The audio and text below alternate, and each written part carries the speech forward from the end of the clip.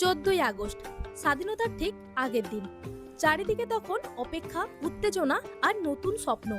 একটা দেশ স্বাধীন হতে চলেছে, কিন্তু সেই স্বাধীনতার পেছনে ছিল অসংখ্য মানুষের ত্যাগ, সংগ্রাম আর আত্মবলিদান।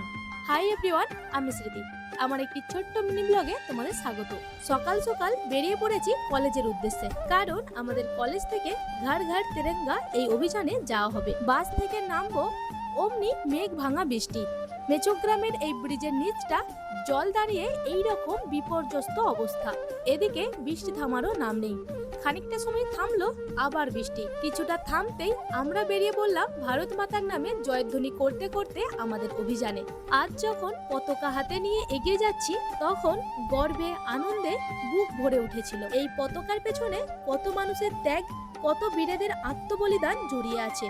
আমরা হয়তো সেই সময়টা দেখিনি, কিন্তু তাদের জন্যই আজ আমরা স্বাধীনভাবে কথা বলতে পারছি, নিজের স্বপ্ন নিয়ে এগিয়ে যেতে পারছি। তাই শুধু একটা দিন পতাকা হাতে ছবি তোলা নয়, আমাদের উচিত এই পতাকার সম্মানটা সব সময় হৃদয়ে রাখা। এখানে এই ভাইটি গান গাইছিল, যার মধ্যে জাতীয় সঙ্গীতও ছিল। বোঝা মাত্রই সকলে উঠে দাঁড়ালো। এটাই তো শ্রদ্ধা, দেশপ্রেম। যাই হোক, অনেক কিছু বলে ফেললাম, আমার ভুল ত্রুটি ক্ষমা করো।